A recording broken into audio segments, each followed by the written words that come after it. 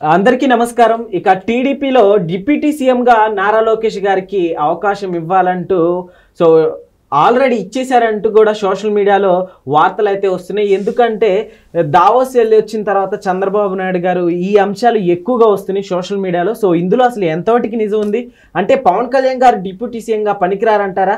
So దీని గురించి అయితే విశ్లేషణ తీసుకున్నాం. ప్రస్తుతం మనతోటి జగదేవ్ గారు ఉన్నారు, వెల్కమ్ చెప్పేద్దాం. Hi sir. హలో అండి. అంటే నేను అడిగిన దాంట్లో ఏమైనా తప్పు ఉందంటారా? కొంచెం తప్పు ఉంది. ఎందుకంటే డిప్యూటీ సీఎంగా పవన్ కళ్యాణ్ గారు పనికిరారనే అంశాన్ని మీరు అలా అడగకూడదు. ఫ్యాన్స్ నన్ను వేసేస్తారు. అంటే ఇక్కడ లోకేష్ గారు పడే కష్టానికి ఆయన చూపించిన చొరవకి లేదా అంటే ఒక వారధిగా ఉన్నారండి. సీనియర్ లీడర్స్కి ఇప్పుడు పార్టీలో వచ్చే అప్కమింగ్ లీడర్స్కి మధ్యలో వారధిగా ఉన్నారు. ఈ వారధిగా ఉండడం వల్ల అందరితో కలుపుకుపోయే తత్వము. అండ్ మోర్ ఓవర్ మీరు అబ్జర్వ్ చేయండి, ఎవరు ఎక్కడ చిన్న సమస్య వచ్చినా, ఎవరు చిన్న ట్విట్టర్ ద్వారా లేదా ఎక్స్లో పోస్ట్ చేసినా, సోషల్ మీడియాలో ఒక చిన్న నాకు లొకేషన్నే కావాలి, కలవాలనుకుంటున్నాను, లేక లొకేషన్నే ఆదుకోవాలి, మా బిడ్డని లొకేషన్నే దుబాయ్ని రప్పించాలి, మా బిడ్డకి లొకేషన్నే చదువుకు సాయం చేయాలి, ఇలాగ ఎవరు ఏది గొంతెమ కోరికలు కోరినా కూడా లోకేష్ గారు అండ్ టీం, మంత్రి లోకేష్ గారు అండ్ టీం ఇమ్మీడియట్గా రెస్పాండ్ అవుతున్నారు. ఏదో ఒక యాంగిల్లో, ఏదో ఒక సందర్భంలో, ఏదో ఒక పద్ధతిలో ప్రతి ఒక్కరిని కలుపుకుపోయేలాగా చేస్తున్నారు. ఇది ఇప్పుడు కాదు. ఆయన ఏదైతే ఎమ్మెల్సీగా చేసి ఆయన మంత్రిగా చేశారో, లేదంటే రకరకాల అడ్యూల్స్ని ఫేస్ చేశారో, సోషల్ మీడియాలో ప్రతి ఒక్కరు కూడా ఆయనకి రకరకాలుగా నిక్ నేమ్స్ పెడుతూ, రకరకాల పదజాలాలతో ఆయన దూషిస్తూ చాలా క్రిటిసైజ్ చేశారండి, భయంకరంగా విమర్శించారు. తల్లిని కూడా అవమానించారు అసెంబ్లీ సాక్షిగా. అంటే నాకు తెలిసి ఎంటైర్ భారతదేశ ఎన్నికల చరిత్రలో అత్యధికంగా ట్రోల్స్కి గురైన వ్యక్తి ఎవరైనా ఉన్నారంటే లోకేష్ గారి పేరే చెప్పవచ్చు. నెక్స్ట్ పవన్ కళ్యాణ్ గారు. వీళ్ళిద్దరే అంటే రాష్ట్ర రాజకీయాల్లో ఒక కీలక అంశం, కీలక భూమిక పోషించారంటే మాత్రం ఖచ్చితంగా వీళ్ళిద్దరు పేర్లు చెప్పాలి. చంద్రబాబు నాయుడు గారి నాయకత్వంలో ఆయన అరెస్ట్ అయిన తర్వాత రాజకీయ చరిత్ర మారిపోయింది, అది వేరే విషయం. అరెస్ట్ అవ్వడం, పవన్ కళ్యాణ్ గారు రాజమండ్రి సెంట్రల్ జైలుకి వెళ్ళి బయటకు వచ్చి ములాఖత్ అయిన తర్వాత అనౌన్స్ చేయడం ఒక విజయ ఘట్టానికి తెరలేపారు. అయితే ఇక్కడ లోకేష్ గారు ఏంటంటే అంతకుముందు యువగలమని, పాదయాత్రని, ఎక్కడికి వెళ్ళినా స్టూడెంట్స్తోని, అక్కడ గ్రామ ప్రజలతోని గ్రామ సభల్లా నిర్వహించి వాళ్ళు అడిగే క్వశ్చన్స్కి ఫేస్ టు ఫేస్ చెప్పడం, ప్రతిదీ కూడా అంటే పేపర్ పెట్టుకొని కూడబలుక్కొని చదవడం, అడిగిన విషయాలకి తటపటాయించడం అవేమీ లేదు. ప్రతిదానికి కూడా ఈవెన్ ఎవరైనా పని చేసినా కూడా దాన్ని యాక్సెప్టెన్స్లో కూడా ఉంది ఆయనలో. ఇప్పుడు రోజా గారు ఒక సందర్భంలో, రోజా గారు మాజీ మంత్రి, చీర ఇస్తాను కట్టుకోని అంటే తప్పకుండా నా ఆడబిడ్డగా చీర ఇవ్వు, నేను ఖచ్చితంగా నేను కట్టుకుంటాను కూడా చెప్పారు. అంటే విమర్శలు కూడా దాన్ని పాజిటివ్గా మలుచుకోవడం అనేది గొప్ప విషయం. అవును. అది ఎంత చేంజెస్ వచ్చాయంటే ఆయనకి ఎన్నికల ముందు ఒక దగ్గర ఒక 50 ఛానల్స్కి ఇంటర్వ్యూ ఇచ్చుంటాడు ఆయన. ఇది సోషల్ మీడియాలోను, శాటిలైట్ అన్నీ కలిపి నేషనల్ మీడియా. ఈ 50 ఛానల్స్ ఇంటర్వ్యూలో కూడా ఆయన ఒకటే చెప్పారు, నాకు కరోనా బ్రేక్ పీరియడ్ ఏదైతే ఉందో అక్కడ నేను కంప్లీట్గా చేంజ్ అయ్యాను, చాలా తెలుసుకున్నాను, చాలా నేర్చుకున్నాను, దీనికి నా ప్రధాన కారణం నా శ్రీమతి బ్రాహ్మణి గారు అని కూడా చెప్పారు. అట్లా అంత ఇది అయిన వ్యక్తి యువగలం పాదయాత్రకు వెళ్తున్నప్పుడు కూడా అప్పటికే చాలామందికి అర్థమైపోయింది నెక్స్ట్ టీడీపీ రాబోతుందని. వైసీపీ వాళ్ళ నాయకులు వాళ్ళు రాకుండా వాళ్ళ అసిస్టెంట్లు పంపించడం ఇట్లా చేసేవారు. చేసి మెల్లగా అంటే లోకేష్ గారితో సయోధ్య కుదుర్చుకుంటే నెక్స్ట్ బాగుంటుందని ఇట్లా ఉండడం వల్ల ఇప్పుడు నెక్స్ట్ జనరేషన్కి ఏంటంటే లోకేష్ లాంటి వ్యక్తి టీడీపీకి నెక్స్ట్ పగ్గాలు చేపట్టేది ఆయనే అని. తర్వాత కడప అధ్యక్షుడు ఆయన ఎవరు శ్రీనివాస్ రెడ్డి గారు నాకు డిప్యూటీ సీఎంగా లోకేష్ గారిని చూడాలందని. అంతకుముందు ఇంకో మాజీ మంత్రి, ఆయన పేరు గుర్తు రావట్లేదు, ఆయన అయితే వేరే ఎన్టీఆర్ గారి సందర్భం ఏదో వచ్చింది. ఎన్టీఆర్ గారి సందర్భం వస్తే ఎట్టి పరిస్థితుల్లో మేము ఎన్టీఆర్ గారిని నాయకుడిగా యాక్సెప్ట్ చేయము, జూనియర్ ఎన్టీఆర్ గారిని, లోకేష్ గారు అవుతారు. ఎందుకంటే పార్టీని కష్టకాలంలో ఉన్నప్పుడు నిలబెట్టినోడే అసలైన నాయకుడు. కష్టకాలంలో పట్టించుకోకుండా వాళ్ళని ఎన్ని విమర్శలు చేసినా ఎక్కడ బయటికి రాకుండా స్టేట్మెంట్ ఇవ్వని వాళ్ళు నాయకులు కాదు.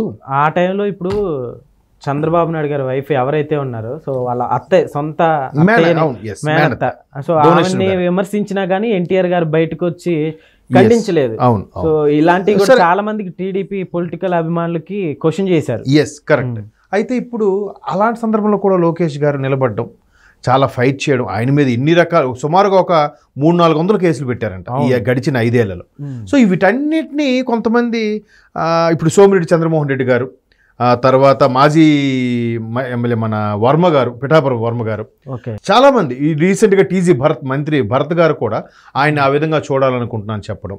మరోవైపు ముందు ఎమ్మెల్యేగా ప్రకటించే రాజేష్ మహాసేన, పి గన్నవరం నియోజకవర్గం, ఆయన మరలా ఈ రకరకాల విమర్శల వల్ల ఆయన నాకు అవసరం లేదు, నాకు పార్టీలో మంచి గుర్తింపు ఉంటే చాలు కానీ నాకు ఈ పదవులతో పని లేదని చెప్పి ఆయన సొంతంగా సోషల్ మీడియాలో ఎలుగెత్తి చెప్తున్నాడు. ఆయన లోకేష్ గారికి అన్ని అర్హతలు ఉన్నాయి, అన్ని హడ్డిల్స్ ఫేస్ చేశాడు, నాయకుడని ప్రూవ్ చేసుకున్నాడు. ఎక్కడైతే ఓడిపోయారో 9 సార్లు పోటీ చేస్తే 2 సార్లు గెలిచి 7 సార్లు ఓడిపోయిన మంగళగిరి నియోజకవర్గం నుంచి మరలా జెండా పాతిన నాయకుడు కాబట్టి ఆయనకి ఇవ్వడంలో తప్పేంటి అని ఇట్లాంటి వస్తున్న నేపథ్యంలో ఇది మీరు అడిగేది చూసారా ఫస్ట్ క్వశ్చన్. అంటే పవన్ కళ్యాణ్ గారికి ఇది మరి ఒకవేళ వస్తే అదే పవన్ కళ్యాణ్ 2-3 డిప్యూటీ సీఎంలు ఉండకూడదా? ఇద్దరు. ఇక్కడ ఏంటంటే విభేదాలు. ఇప్పుడు తెలంగాణలో కూడా భట్టి గారు ఉప ముఖ్యమంత్రి, ముఖ్యమంత్రి రేవంత్ గారు, అక్కడ ముఖ్యమంత్రి చంద్రబాబు గారు, ఉప ముఖ్యమంత్రి పవన్ కళ్యాణ్ గారు.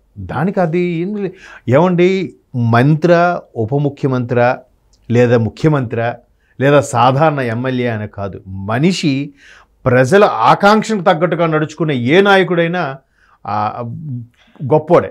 దానికి పదవి ఒక అలంకారం మాత్రమే తప్ప అది శాశ్వతం కాదు. సో కాకపోతే ఇక్కడ ఏంటంటే ఇంకొంతమంది విశ్లేషకులు ఏమంటున్నారంటే ఆల్రెడీ డిప్యూటీ సీఎం ఉన్నారు కాబట్టి పవన్ కళ్యాణ్ అయినా కానీ ఎందుకని ఇలా ఇది అదే అంటారు.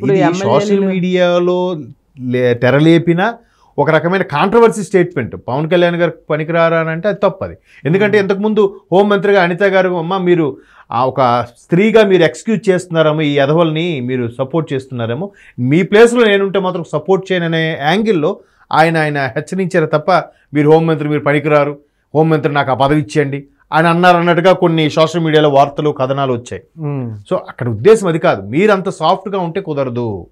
ఎందుకంటే గవర్నమెంట్ వచ్చి 7 నెలలు అవుతున్నా ఇంకా గత ప్రభుత్వానికి సంబంధించి తొత్తులుగా వ్యవహరిస్తున్న అధికారులు ఇంకా ఉన్నారు, జిల్లా స్థాయి అధికారులు. మరి ఎట్లా? గవర్నమెంట్ పోయి 7 నెలలైనా కూటమి ప్రభుత్వం వచ్చినప్పటికి కూడా గత ప్రభుత్వం యొక్క ఛాయలు ఇంకా వినిపిస్తున్నాయంటే ఇప్పుడు ఎవరు చెప్పండి, ఎవరు నిజంగా ఈ ప్రభుత్వం కక్ష సాధిస్తే గత ప్రభుత్వ ఛాయలు ఇంకా కనిపిస్తాయా? ఒక్కడు బయట ఉండి ఎలగలుగుతాడా? లేదు కదా. సో ఇలాంటివన్నీ సోషల్ మీడియా వేదికగా వస్తున్న కథనాలని కంట్రోల్ చేయడానికే వెంటనే చంద్రబాబు నాయుడు గారు దావోస్ సభల్లో ఉన్నప్పుడు కూడా, అంటే ఇంకొంతమంది మీరు అన్నట్టు ముఖ్యమంత్రిగా డిక్లేర్ చేశారు, బాబు గారు దావోస్ నుంచి రావడమే తరువాయి ప్రకటించేస్తారన్నట్టు కూడా చెప్పారు. అదేం లేదు, దానికే ఆయనకు హుకుం జారీ చేసినట్టుగా తెలుస్తోంది. అంటే వాస్తవం అది. ఊరికే ఇప్పుడు మీలాంటి క్వశ్చన్స్ వస్తాయి అంటే పవన్ కళ్యాణ్ గారు కారా, నెక్స్ట్ ఈయనకి ఇస్తారా, అది కాదండి. అలా మీరు సోషల్ మీడియాలో కూడా ఎట్లాంటి కాంట్రవర్సీ క్వశ్చన్స్ అడగద్దు. అడగడం వల్ల ఏమవుద్దు అంటే దీన్ని ఇంకోటి ఎలా చెప్తాడంటే అక్కడ అడిగారంట కదా, అంటే పవన్ కళ్యాణ్ నెక్స్ట్ ఉండదంట కదా, ఉండదట కదా, ఈడేదో పక్కన నుండి చూసినట్టు, పొలిట్ బ్యూరో సభ్యుడో లేదంటే క్యాబినెట్లో ఈడొక మంత్రి అయినట్టు. కాబట్టి అవన్నీ పుకార్లే. అందుకే బాబు గారు కూడా ఈ విషయం మీద ఎవరు మాట్లాడడం వీల్లేదని ఒక ఆర్డర్ పాస్ చేయడం జరిగింది. అంటే ఆయన వరకు వెళ్ళిందంటే అనవసరంగా మనస్పర్ధలు కదా. ఇప్పుడు దీంట్లో కూటమిలో ఉన్న నాయకులకి కార్యకర్తలకు కూడా ఎన్నో ఫీలింగ్స్ వచ్చేస్తాయి, అది కరెక్ట్ కాదు. కాబట్టి ఈయన ఉంటుండగా ఆయనకి మళ్ళీ చేయాలని చేయొచ్చు. అది పార్టీ అభిప్రాయం, పార్టీ సభ్యులు అందరి యొక్క అభిప్రాయం, పాలిట్ బ్యూరో ప్రెసిడెంట్లు, పాలిట్ బ్యూరో సభ్యులు అందరూ నిర్ణయం తీసుకుని డిసైడ్ చేసేది.